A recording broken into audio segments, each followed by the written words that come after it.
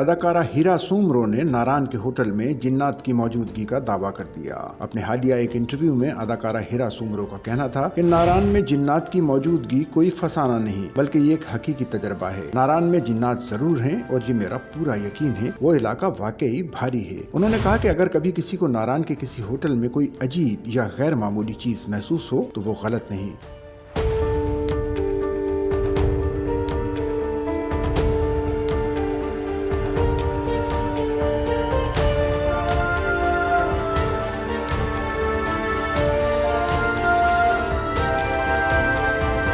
क्योंकि मैं खुद नारायण के एक होटल में ठहरी हुई थी, वहाँ दरवाजा बार बार खुद खुल और बंद हो रहा था। अदाकारा का कहना था कि नारायण के ज्यादातर होटलों में पंखे नहीं होते और इसलिए हर आवाज वाज़ेह सुनाई देती है। 2 मरतबा मेरे वॉशरूम में फ्लैश हुआ और आवाज साफ सुनाई दी, हालांकि वहाँ कोई नहीं था। इन हालात में वो बहुत ज्यादा खौफजदा हो गई थी। हीरा सुमरो के इस दावे ने सोशल मीडिया पर नई बहस छेड़ दी, क्योंकि कुछ लोग इस तजर्बे को संजीदगी से ले रहे हैं जबकि कुछ अफराद इससे वहम करार दे रहे हैं।